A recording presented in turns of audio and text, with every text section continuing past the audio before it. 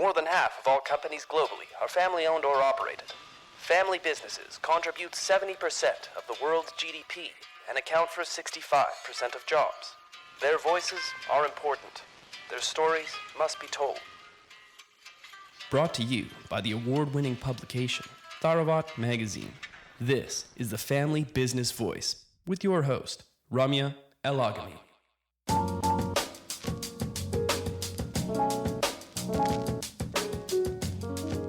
Woods Coffee, commitment to quality and community.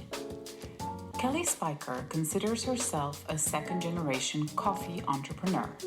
Since 2002, Kelly and her family have grown a successful chain called Woods Coffee by bringing quality beverages, baked goods, and community to the Pacific Northwest.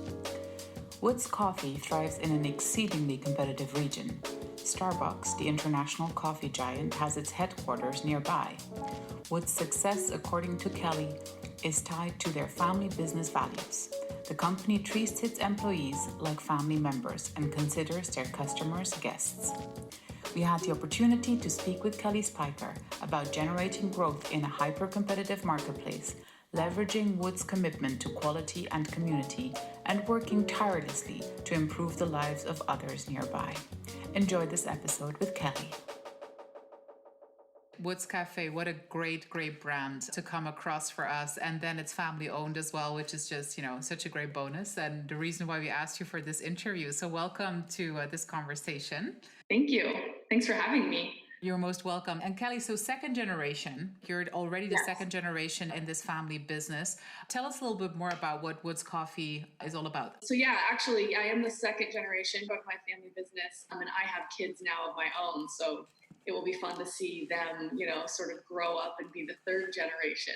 I like how we go straight into the pressure on your kids. We're starting the interview off on a very good note. It's like right there off the bat, mommy's very clear you're working in the business. I'll make sure your kids read this later on. Make sure they do. Actually my husband and I work in the business, so they're surrounded by it all the time. So we started the business when I was 17 years old. So my family, we moved up here actually from Southern California when I was 9. So my parents moved us all up here. We moved to a farm that was 45 acres, and we moved from the city. So it was quite the shock. And then my mom homeschooled all of us, actually our whole lives. So me and my 3 siblings were homeschooled, and we lived on 45 acres. It was super great life growing up here in Washington, and we had a lot of fun. And as we grew up, my dad has always owned his own businesses. So he had owned a cabinet shop, he'd owned construction companies. And then at the time when I was 17, he was actually working for someone else. That's the first time he really worked for someone in my lifetime. So we just kind of threw out an idea together as a family, like, wouldn't it be fun if we started a coffee shop? Like, coffee's fun. And I was drinking coffee at the time. And so it'd be so fun to start a coffee shop. I want to be a barista. My sister wanted to be a barista. My sister's a couple years older. And so my parents just decided, hey, let's go for it. Let's start a homeschool family project and learn how to start a business together. And so we sort of just dove in. We actually knew nothing about coffee when we started 17 years ago. Okay, I just love that random conversation transformed into such a successful business because you guys went a long way from that first coffee shop. You guys scaled massively. So can you tell us a little bit, give us the facts and figures of what the situation is today because this sounds like a mom and pop sort of like a situation, but we know this is not the case anymore. So tell us more about where you guys stand today. So today we have 19 locations from basically the Canadian border all the way down to Bellevue. So just, east of Seattle, that area. And we're continuing to grow. We started our own bakery. That was probably about almost 8 years ago now. And then we started roasting our own coffee as well about 6 years ago. So now we are almost fully integrated here with our own business model that we try to do everything we can and control everything we can in-house. So that way we can have the freshest products, highest quality, we kind of control it all. And so we actually drive to every single one of our store locations every night and deliver fresh food and fresh coffee. And that's a model we're committed to. So that's sort of what makes Woods different. But Kelly, it's so interesting, right? Like, so we talk to a lot of entrepreneurs and everything, and usually the founder stories or like the first generation story is sort of like it's driven by either a need for survival or like, a particular economic situation that pushes someone towards building a business to sustain their family and stuff like that. But in your case, what I find super interesting here is that it's really just, it started as a passion family project. Yes. And I'm just really wondering, like, at what stage, because you were a teen at that stage, so you were perfectly conscious of what was happening. Right. So at what stage did you guys realize, hold on a minute, like, we have something here that has serious potential? Did you guys, can you pinpoint that moment, or was it like a phase or a period? Was it more of a dynamic process? Yeah, I think it was a process. From this first store we started, we knew we wanted to open multiple locations because we knew one coffee shop couldn't support our family, couldn't sustain our whole family and jobs. So of course we were like, we need to do this. We kind of want to set this up in a way where we could grow. So we actually opened our second store only 6 months after the first store. But then there was kind of a rough patch. Like there was a couple points in our history where, kind of hit a rough patch and had to decide, what do we do next? How do we do this? So we opened the second store 6 months later, but then it took us a while to start opening more stores after that. So it sort of was a slow unfolding process. But I think when we started our bakery, I think that was sort of a turning point for us. And that was when we opened our 10th store. We opened our bakery, and then it sort of changed direction a little bit at that point, where we realized, oh, we can do this. We can do this bakery thing. We can make our own food, and then let's roast our own coffee. Let's make that jump as well. So we sort of did those things kind of close together and really started growing at that point. I find this so interesting because what is fascinating about this, like, so you're saying like you started out knowing that you'll be doing multiple locations, but then there's a difference between multiple locations and 19 locations, right, and a bakery and your own coffee brand, right? Like, exactly. So that is like, for you guys to scale like that, we all know this is where a lot of businesses struggle, is to actually take a very successful niche concept that is very highly localized potentially, also where the family lives and where it has community around itself and where the name becomes recognizable, to actually go beyond that community feel, go across even borders. In your case, what do you feel has made your strategy there so successful? Why do you feel you guys have succeeded where others tend to fail?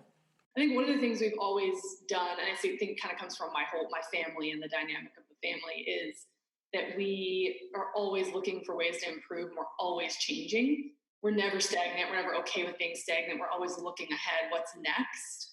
And we're never okay with where we're at. So we're always looking at, how do we continue to be innovative? How do we continue to grow? How do we continue to get better at what we do?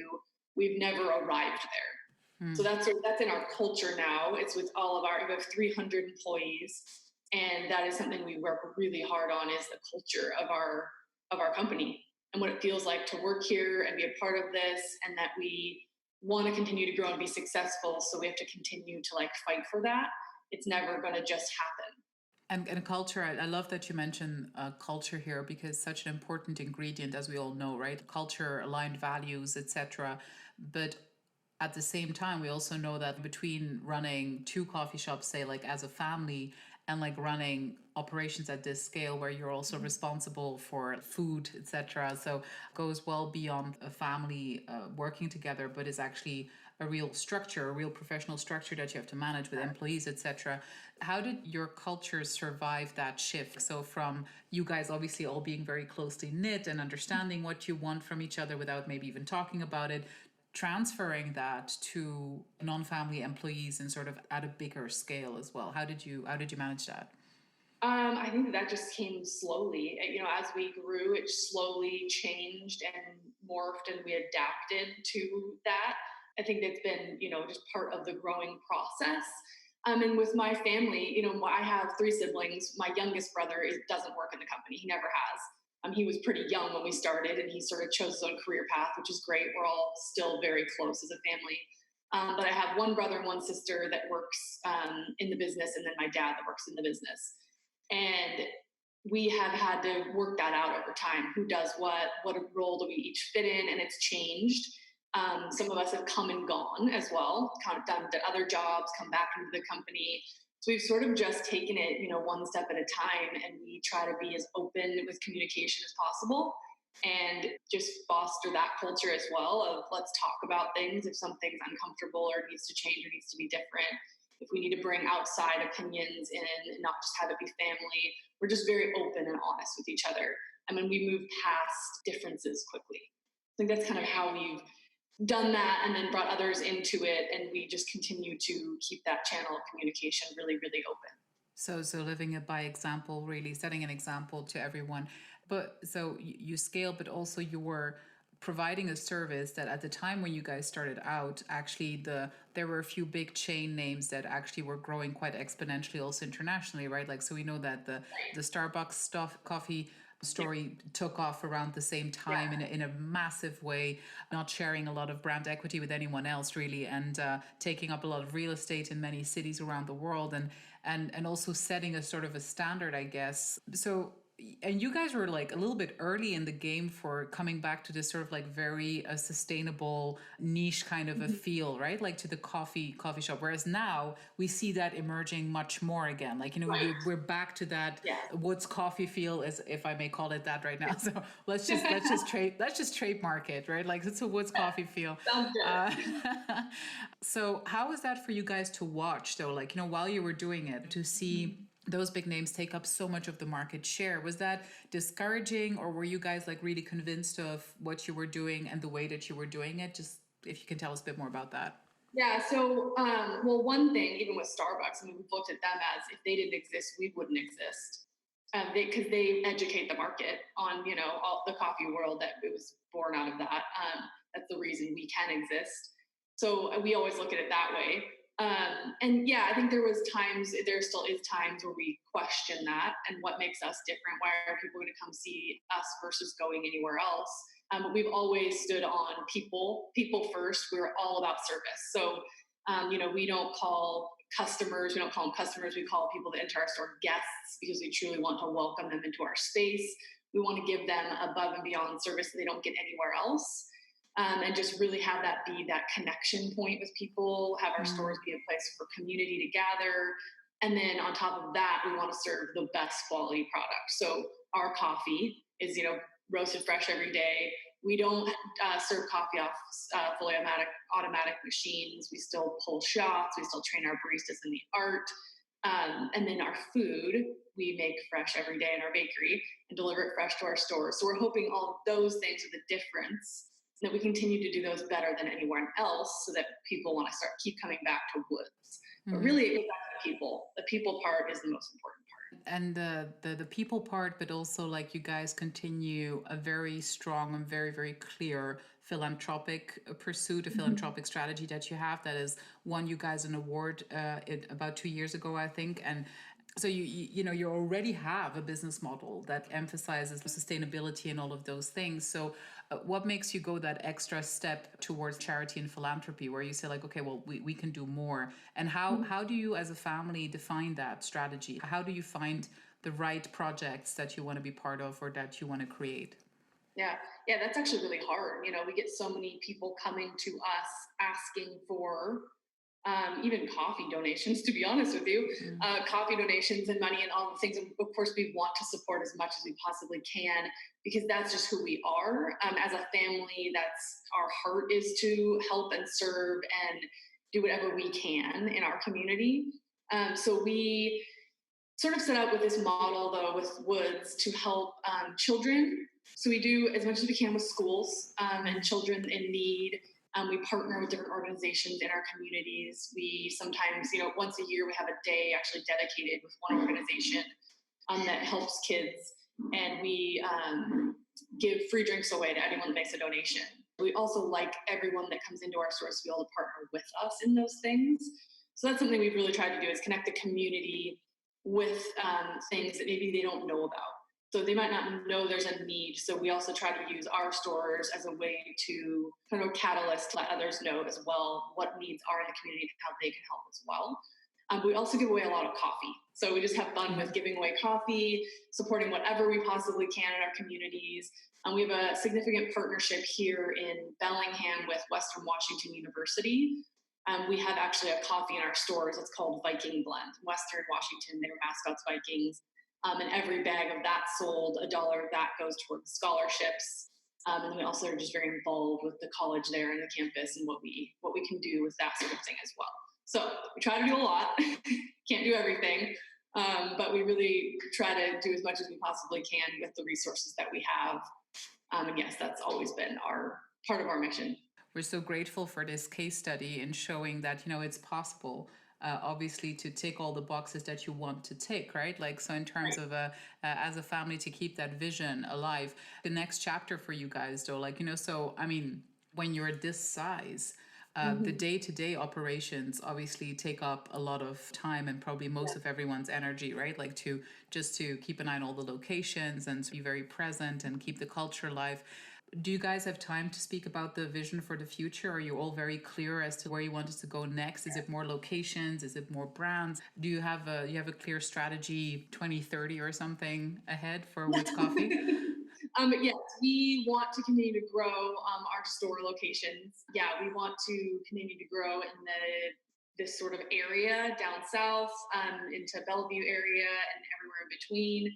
We actually are hoping to start opening more locations per year than we have done in the past couple of years. We've worked hard to set up a good structure here at our home base, and we want to now hopefully be opening at least 2 to 5 stores per year, and really just sort of go after that a little bit more. We've sort of opened maybe 1 to 2 stores per year in the past. So our next steps that's more immediate, but that's our next steps at this point. Right, and then on to coercing your children into the business. I mean, exactly. That's going to take time and energy, and time. We wish you luck, Kelly, with that one. But no, so excited to have spoken to you though about this wonderful family business.